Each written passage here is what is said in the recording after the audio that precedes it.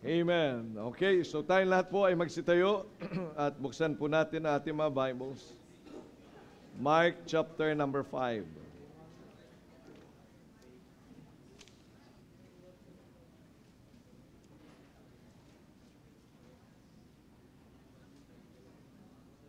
As we embark in our work, ngayon pong Nobyembre, again, palapit na ang Disyembre. Amen.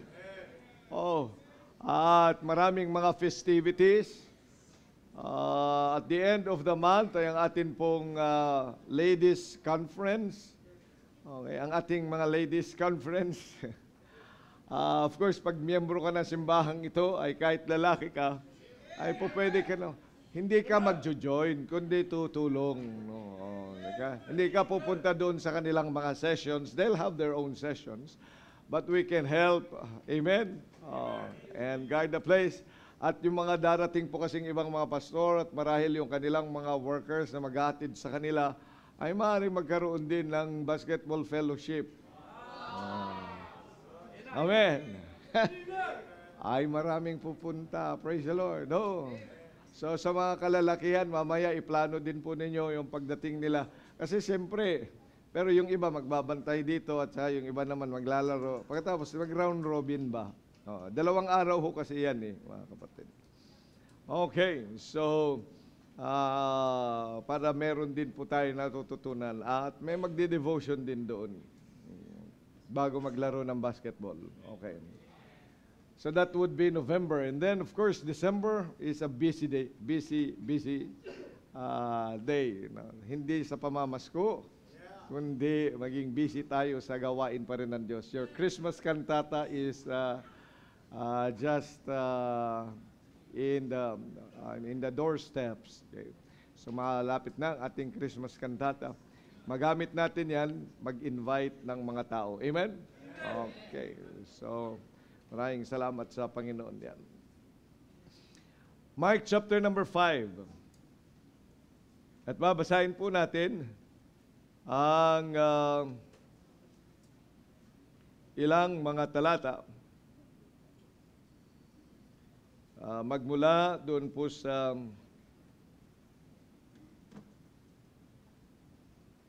verse number 22 hanggang doon po tayo sa verse number 43. Mahaba-haba. Amen? At habang binabasa natin, intindihin natin ito. Mark chapter 5 verses 22 down to 43. And let me start with 21.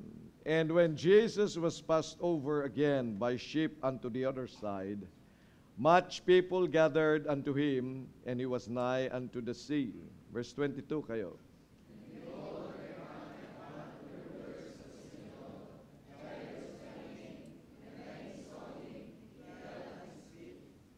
Okay, so yung verse number 21 ay tinutukoy nito yung pinanggalingan din ng Panginoon as He healed the man with many evil spirits. Yung gathering man. Okay. Verse number 22 at 23. And besought him greatly, saying, My little daughter lieth at the point of death. I pray thee, come and lay thy hands on her, that she may be healed, and she shall live.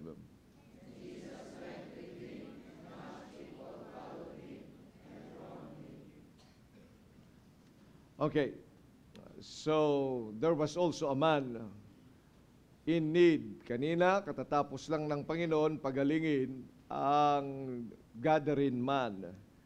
Ngayon naman ay naglalakbay na siya. Mayroon namang nangailangan, ang pangalan ay si Jairus. At yung anak niya ang kailangan ding mapagaling.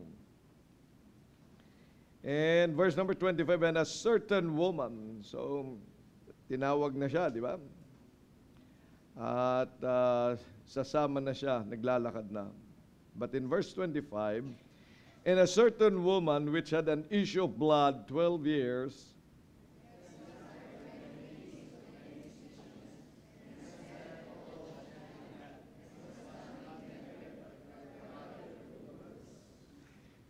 when she had heard of Jesus, came in the press behind and touched his garment.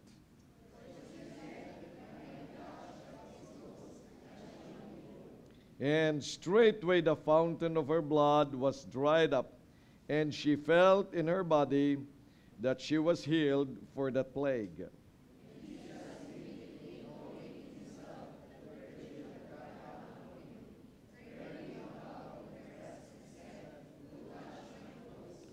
And his disciples said unto him, Thou seest the multitude thronging thee, and saying, Sayest thou, who touched me?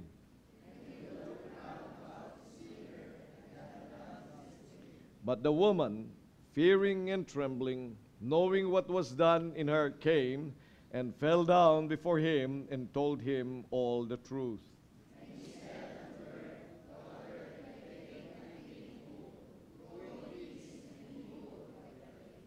Bira, no? Yan ang ating Panginoon.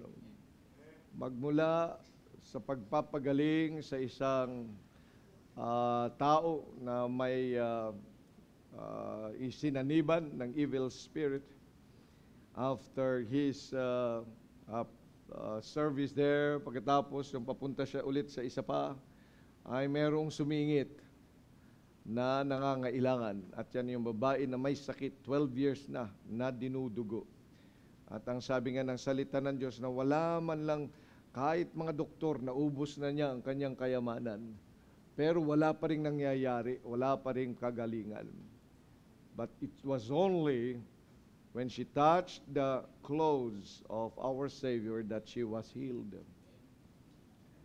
And then verse number 35, while he yet spake, there came from the ruler of the synagogue's house certain which said, Thy daughter is dead. Why troublest thou the master any further?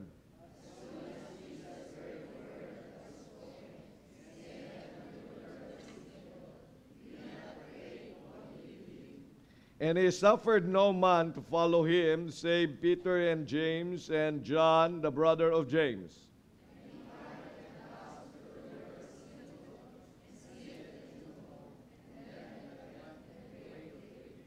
And when he was come in, he saith unto them, Why make ye this ado, and weep? The damsel is not dead, but sleepeth.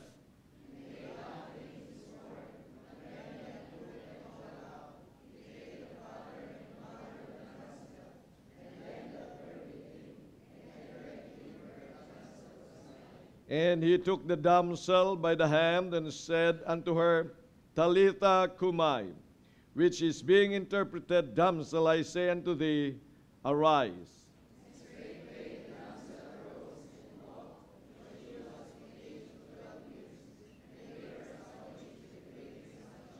And he charged them straitly that no man should know it, and commanded that something should be given to her.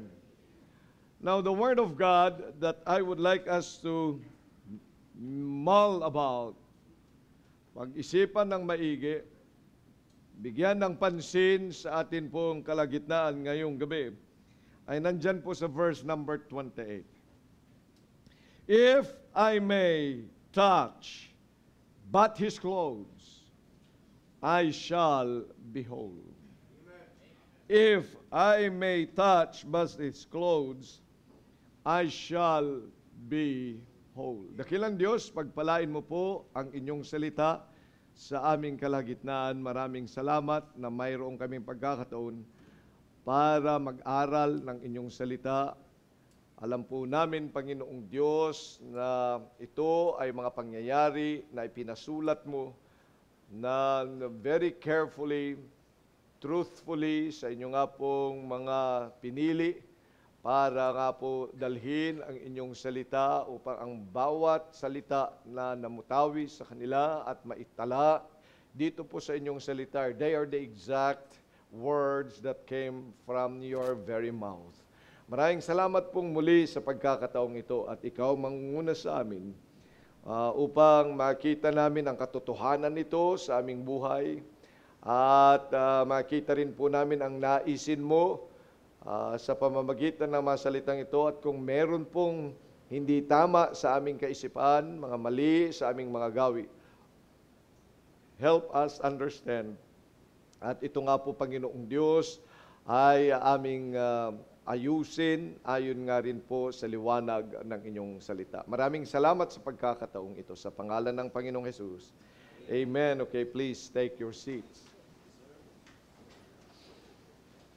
Now, as I've told you, at gusto ko pong maging maliwanag lagi sa atin, na ang salita, kaya tayo naririto ngayon ay mag-aral ng salita ng Diyos. Amen.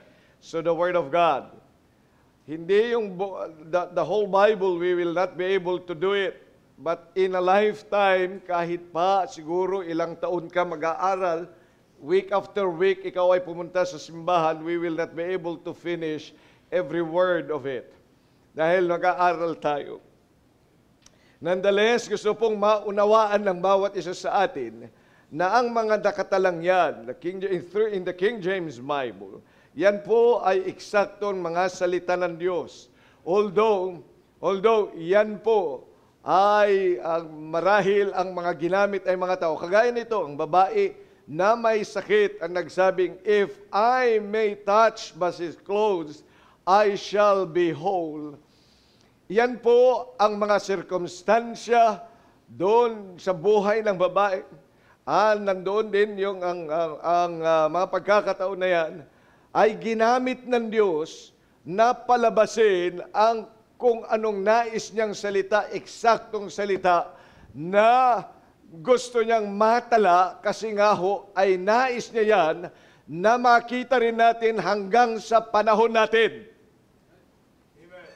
So that is what we call inspiration of the Bible.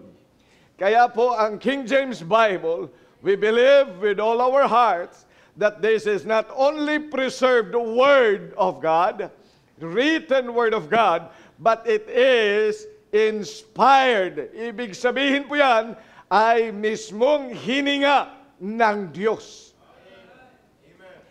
Dahil ang sabi ng Panginoon, "Man shall not live by bread alone, but by every word that proceedeth out of the mouth of God."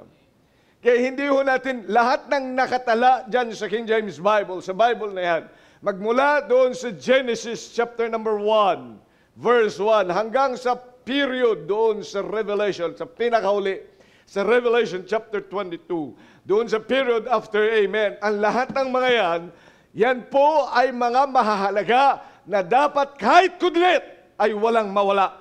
Amen. Why? Because that's the very Word of God. At ang mga yan ay mahalaga sa atin. Kaya dapat ay naiintindihan natin. Kaya sa pag-aaral ng salita ng Diyos ay ganun din. So, you see, the premise is that we are now facing or we are now reading the very word that came out of the mouth of the Lord. Na yan ang kailangan ng ating kaluluwa. Na yan ang kailangan ng bawat isa sa atin. Kaya dapat lamang na maunawa natin yan. Dapat lamang maintindihan natin at makita ang kanyang, the light and the message of it that we need to follow in our life. Amen. Sa ating panahon.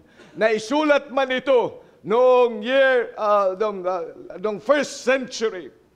Ito ay naisulat sa mga salita na Griego na naging Ingles noong 1600s, which we have now. Yet the same word, yan ay kailangan ng bawat isa sa atin. Sapagkat ang sabi ng Diyos, "Man shall not live by bread alone, but by every word that proceeds out of the mouth of God." At isinulat din ito, ano man sabi ng Romans chapter 15, in verse number 4. Ba sakaling nakalimutan na natin, kung bakit ang salita ng Diyos ay napakahalaga. For whatsoever things were written aforetime, were written for our what? Learning. So dapat may natututunan ka, hindi mo lang nabasa na istorya. Kagaya nito, ang babae na nagkasakit ng 12 years, na nagpapagamot sa lahat ng uri ng doktor, ay walang kagalingang natamo. Pero maraming salamat nung makilala niya, marinig niya patungkol sa Panginoong Kristo, at narinig niya, at ang sabi niya, if I may touch but his clothes, I shall be whole. At dahil diyan, when she touched the clothes of the Savior, she was healed. Anong bagay yan ang pinapakita nito sa atin? What learning can we get? Yan ba? Ito ba'y mangyayari pa marahil sa atin? Kung sino ba mga dinudugo dito? Yung, ikaw Matuts, dinudugo ka? Siya mga, pwede ba mangyari? Paano nga wala ka ng clothes? Wala nang clothes, wala nang laylayan ng damit ng Panginoon. Nasaan na yung mga damit niya kasi? Hindi ba sila naglagay ng memorabilia? Yung mga isinuot, tingnan nyo si Rizal, di ba? Pagpunta tayo sa mga museum, andoon yung una niyang cap, nandoon yung sapatos, andoon yung lahat-lahat, andoon yun. Pero sa Panginoon, anong nangyari? Nasaan yung mga isinuot niyang damit? Sana yung damit na hinawakan din nung babaeng ito ay nandito pa at pag-aagawan yan. Lalo na yung mga, gusto kong pumayat. Gusto kong maayos yung, mira. Yung aking ngipin, kulang. I want my ngipin to be whole. Maayos yung ngipin. Ano kaya? Igukuskus mo. So, ganun ba yung learning na yan? No. Kaya bilang mga anak na pinatalayan for our learning. Amen. Para magamit natin yung mga katotohanan, yung nais na iparating sa atin ng Diyos sa mga salitang yan. At sabi pa niya, not only for our learning, that we, through patience and comfort of the Scriptures, might have what? Hope. You see, there is a patience and comfort of the Scriptures.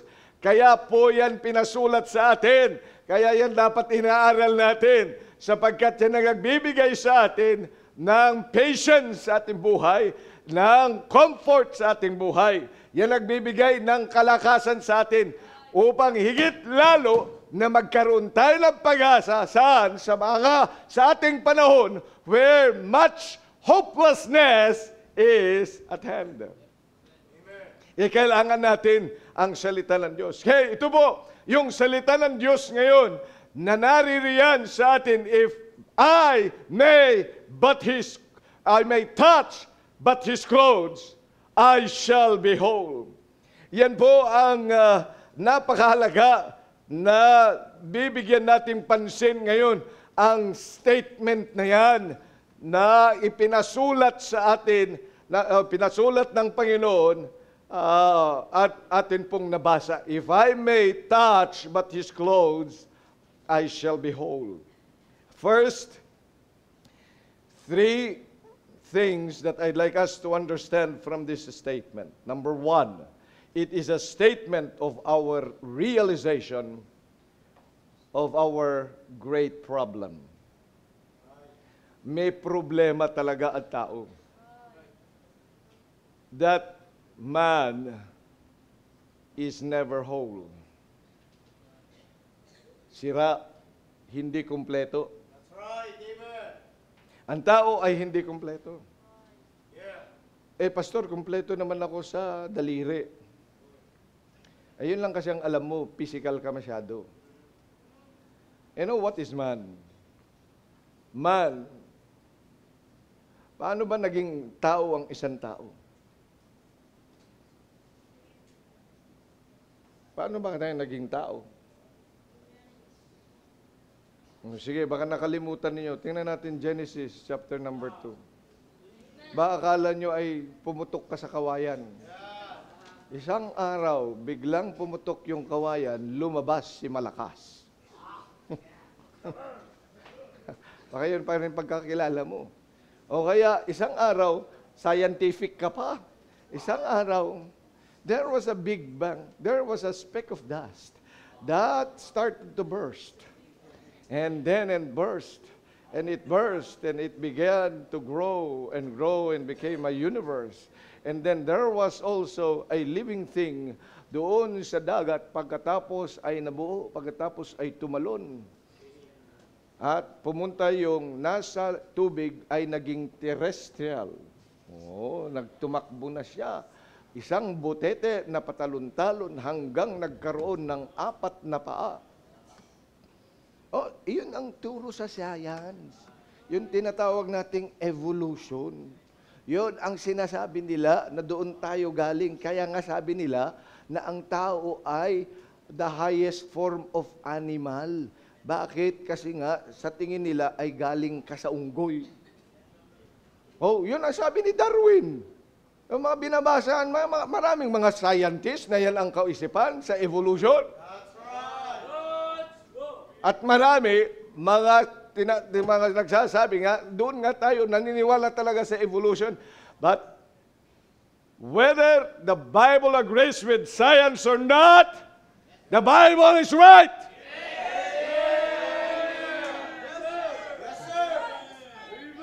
Kahit magsama-sama lahat ng mga scientists ng pinakamagagaling.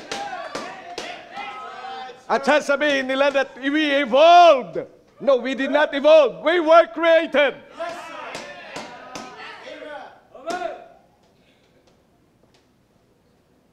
We were created by God. At maraming salamat na mayroong salita ng Diyos para ipakita sa atin that we were not a product of evolution, but we were a product of the mind of God. This God who created the heavens and the earth. This great God who is all-knowing, all-powerful, and omniscient.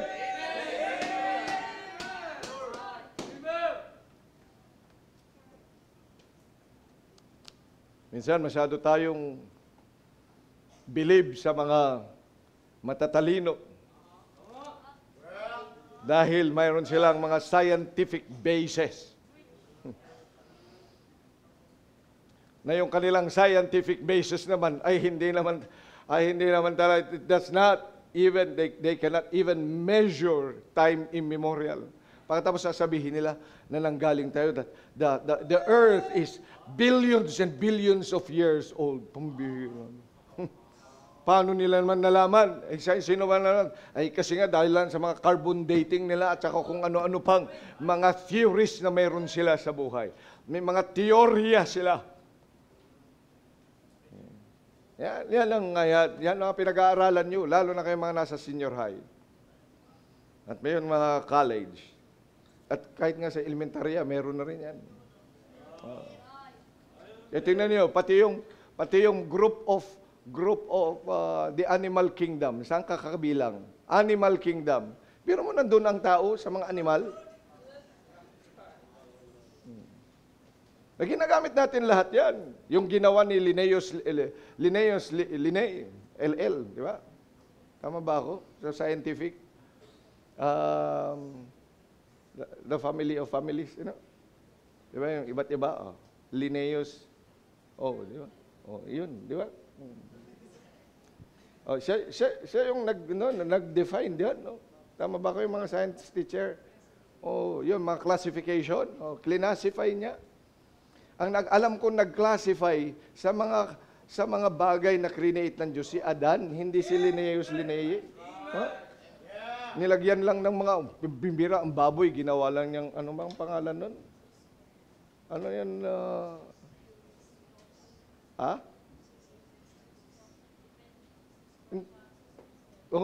Pero sige na lang, ang alam ko yung rice o rice sa tiba. Di ba? Oryza sativa. Yan. Oh. Ganun lang yun. Pero ano lang pala yun? Hindi baboy. Rice nga. Rice. Anong pagkain nyo ngayon? Oryza sativa. Oryza sativa, fried oryza sativa with ano yung scientific name ng garlic? Ha? Oh,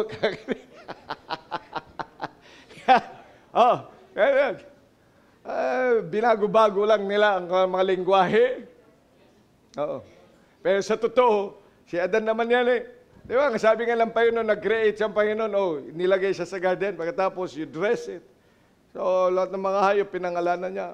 So, nung nagpunta siya sa Garden of Eden, sabi niya, ay, kayo, mga ahas kayo. Pag nakita niya dito, ito mga mukhang kabayo to, mga kabayo to. Kung alin na makita niya,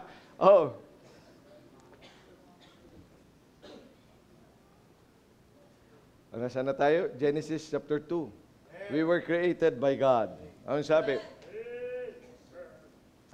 But before chapter 2, tingnan muna natin chapter 1 verse number 26. And God said, let us make man in our image, after our likeness, and let them have dominion over the fish of the sea, and over the fowl of the air, and over the cattle, and over all the earth, and over every creeping thing that creepeth upon the earth. So God created man in his own image. In the image of God created he him, male and female, created he them.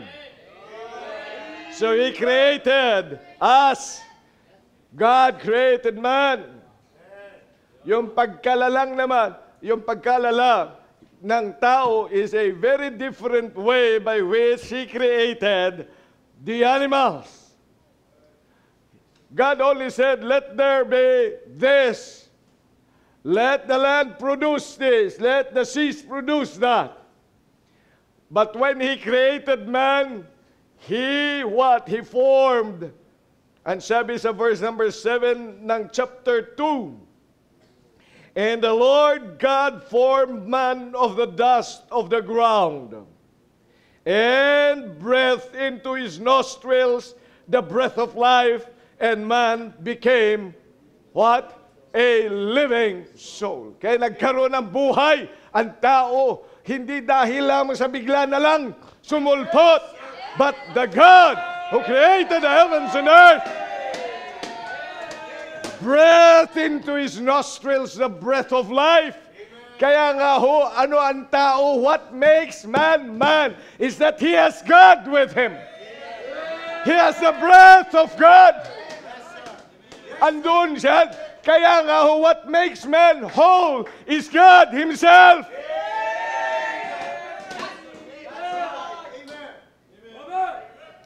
Hindi lang dahil meron kang kamay at may paa, hindi lang dahil may mata ka, hindi lang dahil may isip ka at mayroong puso, kundi what really makes a man whole is God.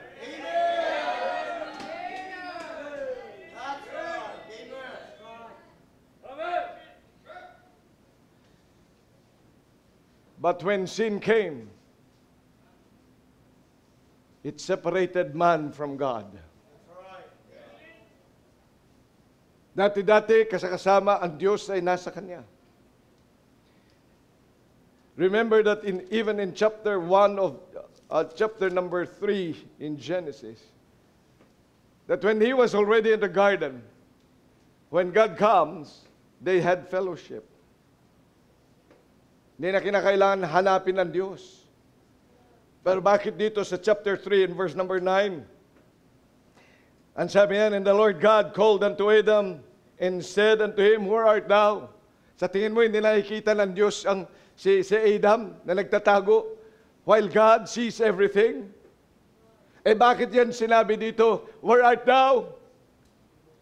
It's just telling man that he has already been separated and he is now a destroyed being. He's no longer whole. Dahil wala ng Diyos sa kanya. Dati-dati ang Diyos, ang kanyang salita, ang hininga ng Diyos, yun ang bumubuhay sa kanya. Ang sinasabi ng Diyos, yun ang pinamumuhay niya. Ang nagbibigay ng kagalakan sa kanya ay ang presensya ng Diyos, ang salita ng Diyos, ang hininga ng Diyos. Yun ang nais niya lagi na nakikita at naririnig, nararamdaman. Yan ang bumuo sa tao. Pero nung nagkasala, ay nawala ang Diyos sa kanya.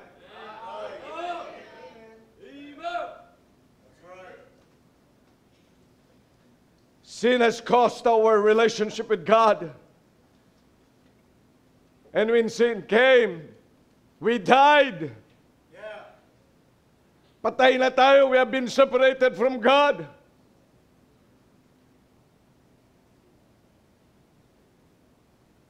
Malayo na sa Diyos. Kaya nakakapagtaka. Nasasabihin mo, ako naman ay naniniwala sa Diyos. Pero tanong ko sa iyo, kumusta Bible reading mo?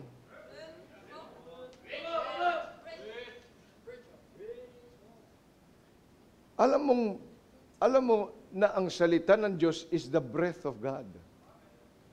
Do you believe that? The breath of God is the Word of God. Yan ang bumuhay sa atin spiritually. Ang salita ng Diyos. Nung narinig mo, nabasa mo, naintindihan mo, then you had life.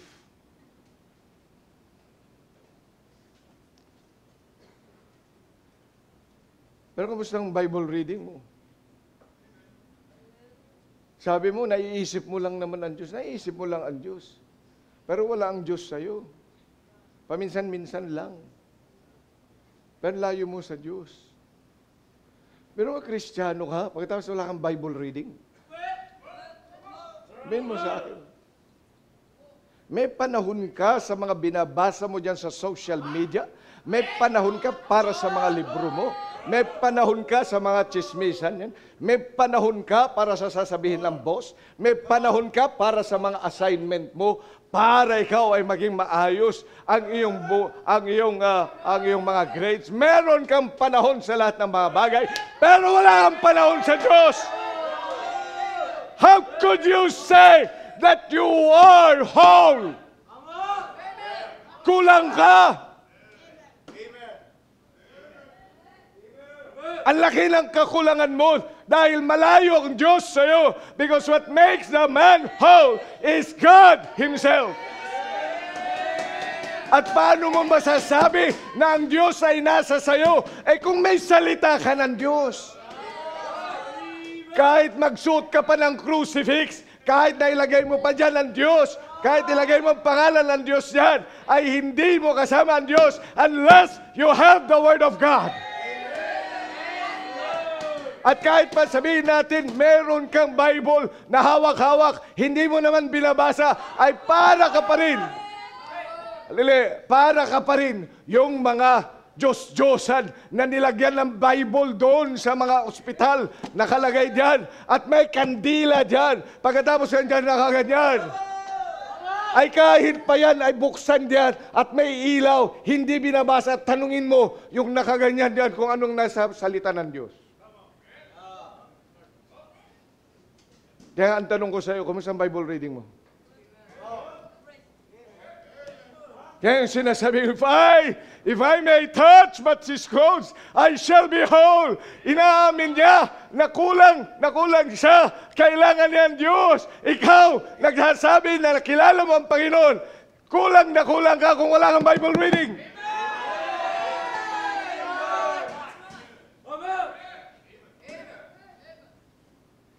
What occupies your mind daily? Well, hindi pa napansin ang sinasabi ng Diyos. Na nandyan lang, nakatago. Pagkatapos ng simba, ilalagay mo dyan. Pagkatapos ay hahanapin mo, nasaan yung Bible ko? Linggo na ulit. Dito ko lang itinilagay nung pagdating natin nung linggo. Pero may hindi nagbabasa ng Bible. Tapos sasabihin niya, may Diyos siya, kumpleto siya. How are you today? You are incomplete. You're not yet whole. Because you must have God. And the very, very exact na paraan, makita natin na may Diyos ka nga, ay may Bible reading ka. Naikinig ka sa Diyos. Naikipag-usap siya sa iyo. Paano ba naikipag-usap ang Diyos sa atin? Sa salita ng Panginoon. Hindi mo na naririnig dyan, Japet, gising na. Hindi yan maririnig.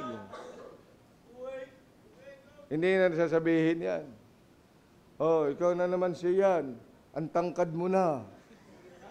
Tangkad mo na. Pakibigay mo na yung pantalon mo kay Amboy. Tangkad mo na masyado. Hindi mo na maririnig na ganyan. Joaquin, ang haba na ng buhok mo, hindi niya maririnig.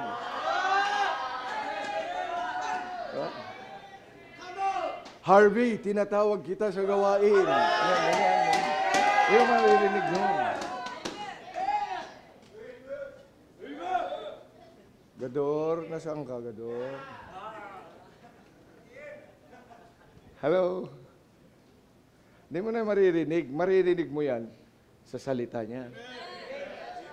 Pag binabasa mo ang salita ng Diyos, kahit ibang tao yung kausap, yung tinutukoy, sinasabihan ka ng Panginoon. Di ba pa? Naliha, tingnan niyo. Pag nag-uusap tayo, tayo ka nga. Ayos na tayo. Buti ka pa nag-Bible study ka ng marami. Yung mga tao diyan sa katabi, hindi. Buti naman. Buti ang dami-dami mo pang So, sinong kausap ko talaga? Ikaw ba talaga? Yung walang Bible study, si George. Ganon yung pagbabasa mo ng Bible. Nabasa mo yung Bible.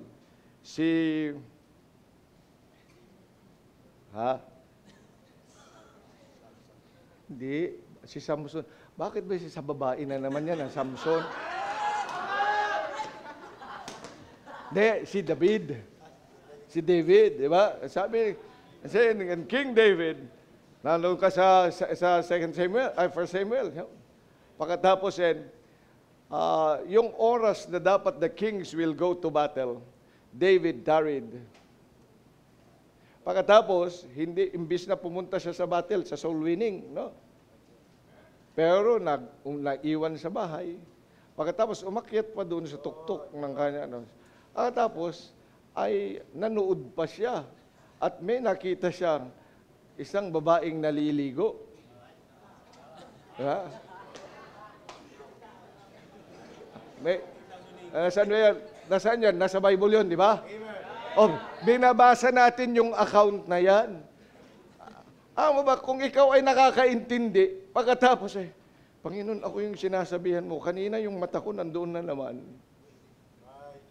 O di kinausap ka ng Diyos. That's right. Amen. Hindi lang istorya yun. Yeah. Kundi ginamit ng Diyos yung istorya ni David para ipakita sa iyo yung kasalanan mo.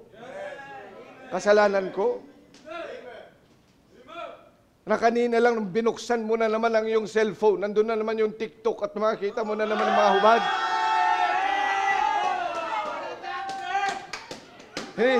Hindi natin naiintindihan na kinakausap tayo ng Diyos ay marami yung iba hindi nakikinig. Kaya nga kinakausap tayo ng Diyos yan. So hindi kinakailan sabihin, ikaw Kenji talaga, nanunod ka na naman na kanyan. Hindi yan kinakailan sabihan yan. Ikaw talaga Charles, hindi yan kinasabihan ng Panginoon. But through the Word, through the life of these people in the Bible, God talks with you and with me.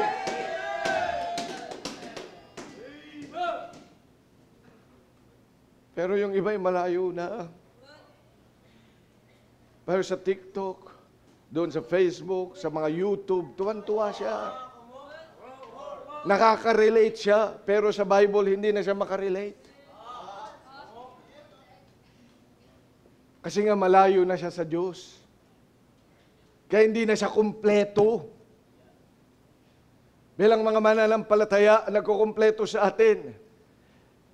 That we have a really great problem that we are not whole because of sin. Dahil sa kasalanan, yan ngayon na nagbigay sa atin, nagpawalay sa atin sa Diyos. Ang kasalanan, ano ba ang kasalanan? Hindi pagkaintindi ng salita ng Diyos. Ang kasalanan ay hindi natin paggawa sa salita ng Diyos. Ang kasalanan ay disobedience of the Word of God. And unbelief of the Word. We believe other words, but not the Word of God. That is sin. Mas naniniwala tayo sa sinasabi ng tao kaysa sa sinasabi ng Diyos. Hindi ba ganyan ang nangyari kay Adam? That he believed the word of the devil and not the word of God. Ang klaro na sabi ng Panginoon. Tingnan natin, balikan natin, Genesis chapter number 2. Verse number 16, the Lord God commanded the man, saying, of every tree of the garden thou mayest freely eat, but of the tree of the knowledge of good and evil thou shalt not eat of it, for in the day that thou eatest thereof thou shalt surely die. That was the great command of God. Amen. Of every tree of the garden thou mayest freely eat. But of the tree of the knowledge of good and evil, thou shalt not eat of it. For in the day that thou eatest thereof, thou shalt surely die. Kahit siguro grade 1, naintindihan yan. Lahat ng mga punong kahoy diyan, pwede mong kainin. Pwede, hindi nga lang pwede. Malaya kang kumain dyan. Malaya. Pero,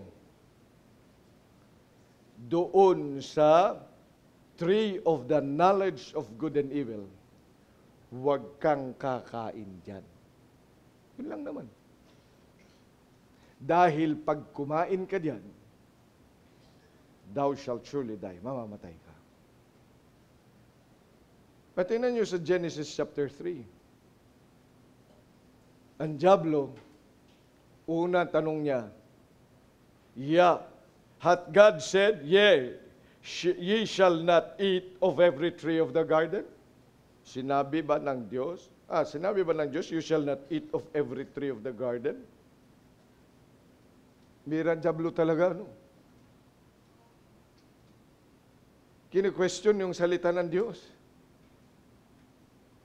Nagbibigay ng doubt sa salita ng Diyos.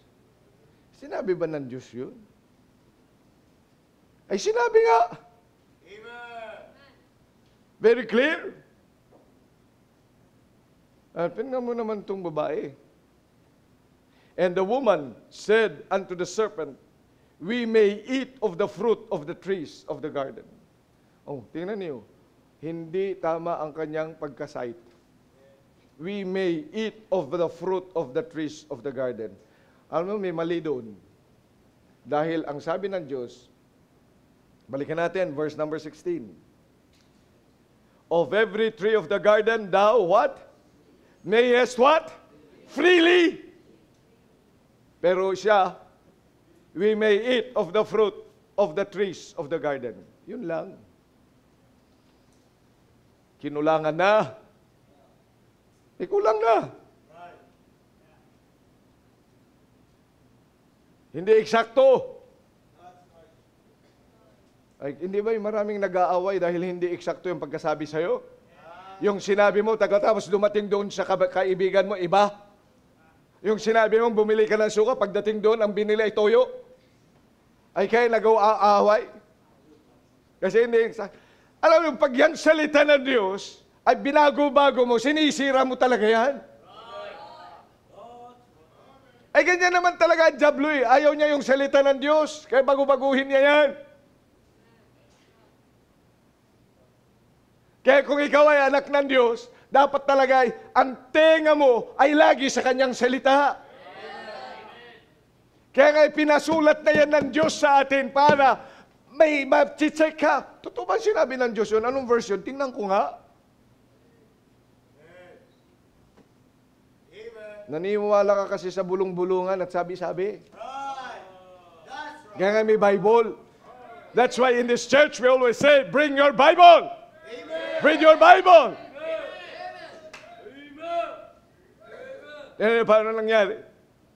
We may eat. Verse number 3, ano pa sabi niya? But of the fruit of the tree which is in the midst of the garden, God has said, you shall not eat of it, neither shall you touch it. Biro mo yan? Dinagdagan pa, neither shall you touch it. Wala naman sinabi ng Panginoon. Pero maganda sana yun, di ba? Kaya lang hindi naman kasama yun sa salita ng Diyos eh. Ang salita ng Diyos, huwag kang kumain dahil mamamatay ka. Siguradong mamamatay. Yun lang. Simply saying. Pero tingnan niyo ang serpent. Anong gano'n? Nung nakita niya, ay hindi ito matibay sa salita ng Diyos. Hindi ito inaral yung kanyang salita. Ay di, tuwan-tuwa ang diablo. Ay pwede pala ito lukulukuhin eh. Maraming mga naloloko. That's right. Ay kasi nga hindi inaaral ang salita ng Diyos. That's right, sir. Ano pa nakikita lang ng puwang yan ng diablo? Eh, talagang aring ka na yan. Akala mo naman kasi ay totoo. Eh, nakita niyan. Oh, kaya nung nakita niyan, anong sabi na ngayon ng serpent? Verse number 4. And the serpent said unto the woman, you shall not surely die. Pambihira. Talagang kinalaban niya. Nung sinabi na ng Diyos, you shall surely die. Ngayon, direkta na niya sinabi, you shall not surely die. Buti pa nga siya, may surely die. Pero nilagyan lang niya, not. Kontrang-kontra, direct assault to the very word of God. At hindi lang yan, hindi lang niya kinontra. Ano pa nangyari? Sabi niya, verse number 5, for God doth know that in the day you eat thereof, then your eyes shall be opened, and you shall be as gods, knowing good and evil. Nagbigay pa siya ng kanyang opinion. Nagbigay pa siya ng additional things that God has never said. Right. Tapos siyang ginawa ng tao. From believing what God said, now he walks towards the word of the devil. Kaya ho nasira. Kaya nawala ang komunikasyon sa Diyos. That's why we were separated because of sin. Kaya nga laging naririnig noon si Pastor Ed. Alam mo, kalimitan ang isang Kristiyano ay tagilid ang puso kasi tagilid ang kanyang pagbabasa ng salita ng Diyos, pakikinig ng salita ng Diyos. Kulang. Ang isang Kristiyano na nagbabackslide sa kanyang puso, sa kanyang isipan, sa kanyang gawin, ay dahil lamang sa kakulangan ng pakikinig, ng pagbabasa, ng pag-aaral, ng pananampalataya sa salita ng Diyos. Kaya natagilid yan.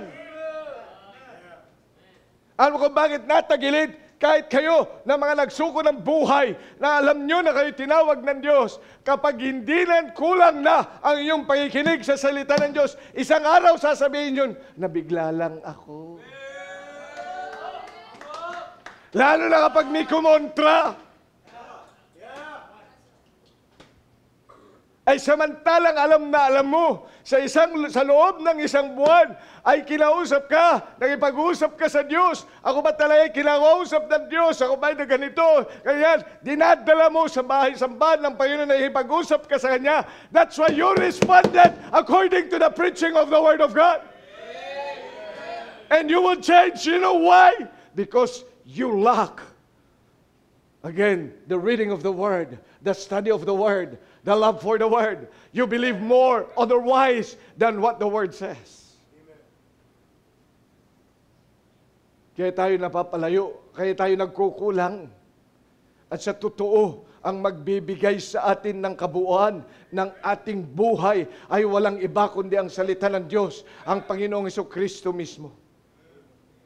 Kaya makikita niyo that there was really a problem that he has to be made whole. Kailangan ngayon na mabuo siya. Oh, if I may but touch his clothes. You see, there is a statement, nakikita niya may pag-asa.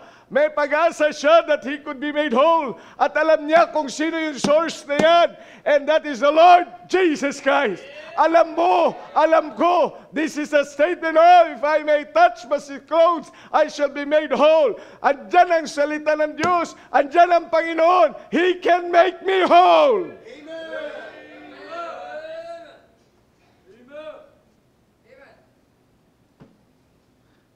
Sa totoo, ano bang hinahanap mo sa buhay mo? Ba't ba hindi ka mapakali sa buhay mo? Ba't parang buhay mo is a rat race? Hindi ka na mapagsuklay. Ang dami-dami mong mga dapat tapusin sa buhay. Alam mo kung bakit? Kasi marahil, you're not yet whole and you have not found that person who can satisfy the longings of your heart. Right. That's right. Alam mo, kung nandito ka ngayong gabi, the only person who can satisfy the longing of your heart is no other than our Savior. Ano yung sinasabi ng babaeng ito, if I may but touch His clothes. Ang sinasabi niya, kung lalapit lang ako sa Panginoon. Kung mas lalapit ako, if I have to step forward to Him. Tingnan ninyo yung babae, 12 years na dinudugo. Siguro, bawat hakbang niya ay may mga pumapatak na dugo. At bawat pagpatak ng dugo na yan, ay lalo siyang nanghihina.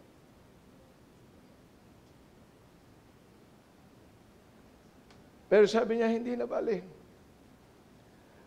Marahil sa bawat paghakbang niya, para mapalapit lang sa Panginoon.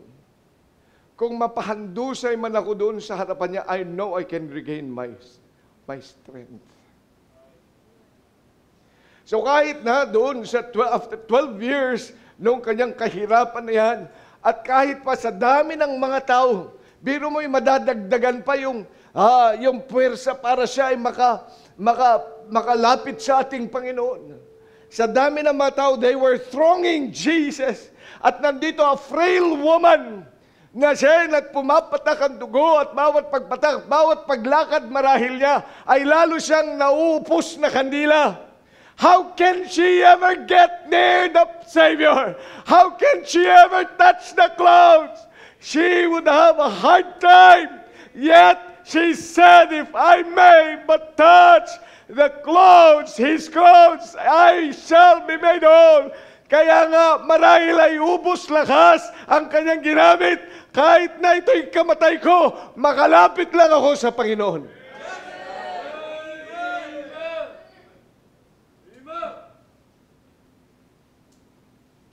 Pero sa atin, ang lakas-lakas pa natin. Ang mga oportunidad para lumapit sa Panginoon ay nandyan. Ang mga pagkakataon sa ating buhay, may mga tao pang nagtutulak sa atin para lumapit sa Panginoon. May pastor pa na nangungusap, nagpe-preach para sa iyo. May Sunday school teacher pa, may mga frontliners pa na nagsasabing lumapit ka muli sa Panginoon. Mayroon pang mga pagkakataon that the situation and the conditions are really very, very comfortable for you. And they are positively, they're opening the opportunities for you to come near our Savior. Masabi natin, wala na puwersa yan, tinutulak ka na, kinukuha ka na lang. But hindi ka pa rin makalapit sa Panginoon. Pero itong babaeng ito, hinang-hila. But she, nonetheless, because she knew who can only feel the longing of her heart. Dahil alam niya, she is fully persuaded na isa lang makakapagpagaling sa kanya. That she is fully persuaded na merong pag-asa, merong kagalingan. At nakikita lang niyan na kagalingan ay walang iba kundi ang Panginoong Jesucristo, ang kanyang presensya. Then she went ahead. Na kahit marahil, tinutulak na siya ng iba, pero sumuot pa rin siya. Alam mo yung they were thronging him, pushing, they were shoving. Diba? Pag maraming mga tao, ang hirap mong pumasok sa loob.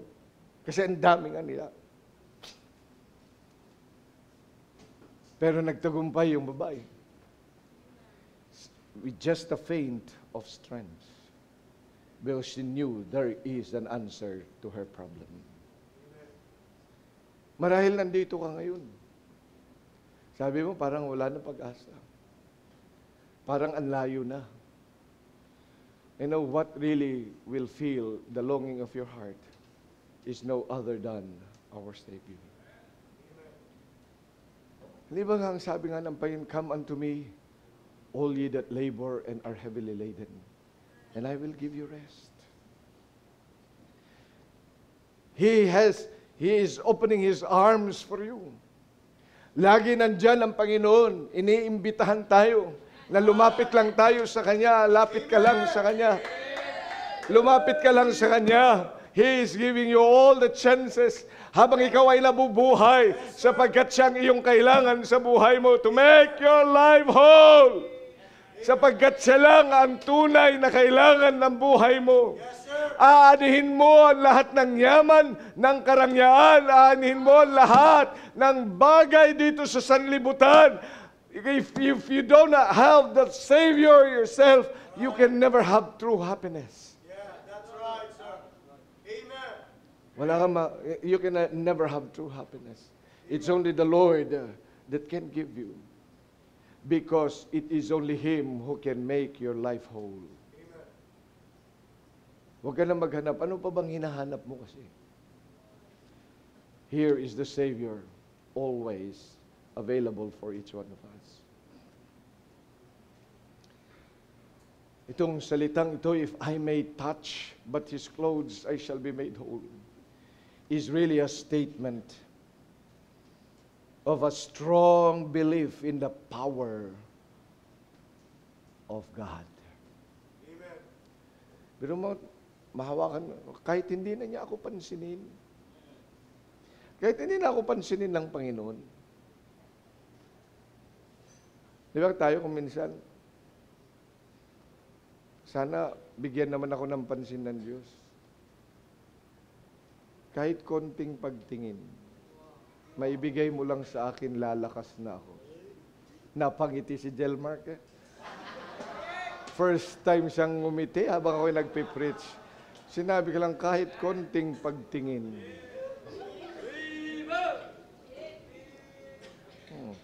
First time mo nakangiti sa aking sa aking preaching. Kahit konting pagtingin. Si Pastor nakikita lahat. Oo naman, nakikita ko kayo. Kaya nga yung mga natutulog dito, nakikita ko naman. Kahit ngayon mga nagkukwentuhan, nakikita ko naman yan eh.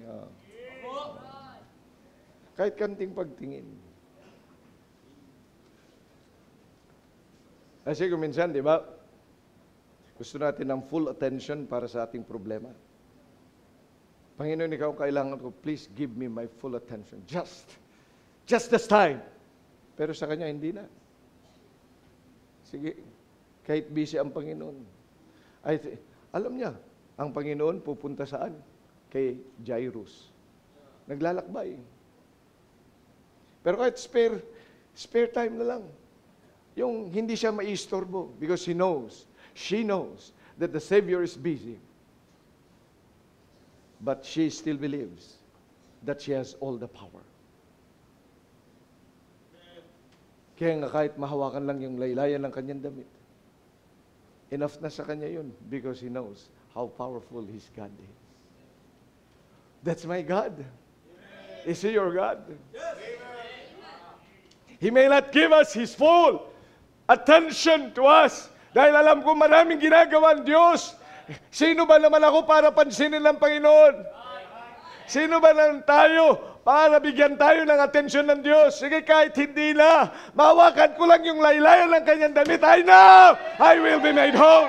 You know why? Because he had faith. She had strong faith on the power of his God. My God is so big, so strong, and so mighty. There's nothing my God cannot do. Oh, yun ang mga kailangan nating pananampalataya. Nagpananampalataya ng kakayanan ng Diyos sa ating buhay. Hindi yung kakayanan ko, hindi yung kakayanan mo, hindi yung kakayanan ng pamilya, ng pera mo, kundi yung kakayanan ng ating Panginoon sa ating buhay. That's what we need because God is indeed going to enable us anyways.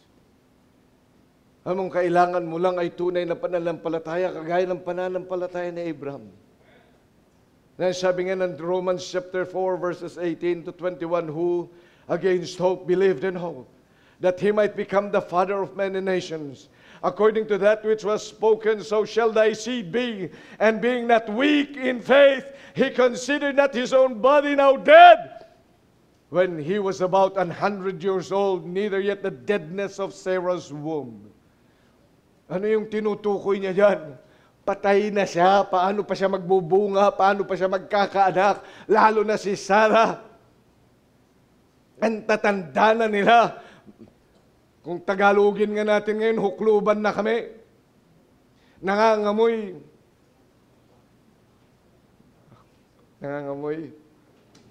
Lupa na kami. Ay paano pa? Patay na kami, patay na, wala nang mabubuhay dyan.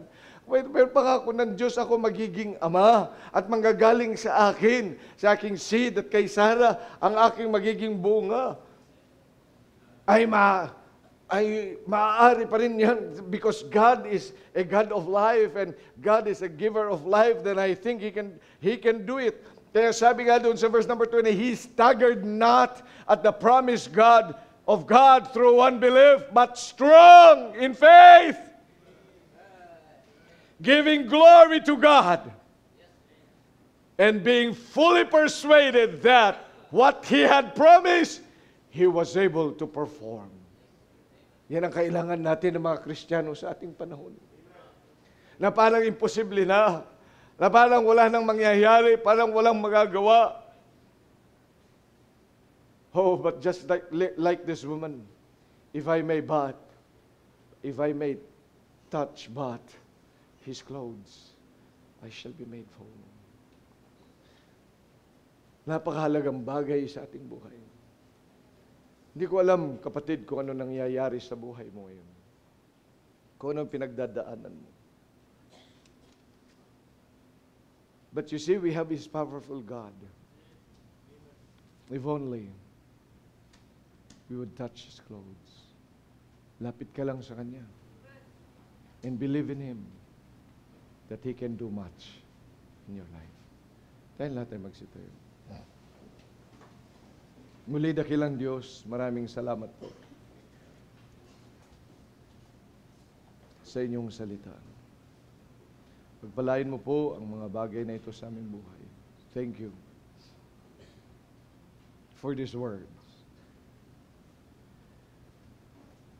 Tulungan niyo po ang bawat isa sa amin. Na tunay na maging buo ang amin pong buhay. Because we have you. Because we have your word. Because we are with you. Tulungan niyo po ang bawat isa, Panginoon. Maraming salamat sa pagkakataon. Mangusap ka maging sa invitation sa pangalan ng Panginoong Jesus. Amen. Habang tinutugtog ang awiting panyaya. I don't know how the Lord has worked with you. Paano pinaalala sa iyo ng Panginoon habang ipinipreach ang salita niyo. And from these very words of the Lord, if I may touch but His clothes, I shall be made whole. Kapatid, ba't di ka lumapit sa Panginoon makipag-usap sa Kanya? Dito sa altar. Are you really whole? Talaga bang ikaw ay buo? Oo, meron kang kamay, paa, meron ka niyan. Meron kang kaisipan. Pero sa totoo, are you really whole? As the word, as we have learned tonight, na talaga bang ang bumubuo sa iyo ay ang Panginoon? Alin bang bumuo sa iyo?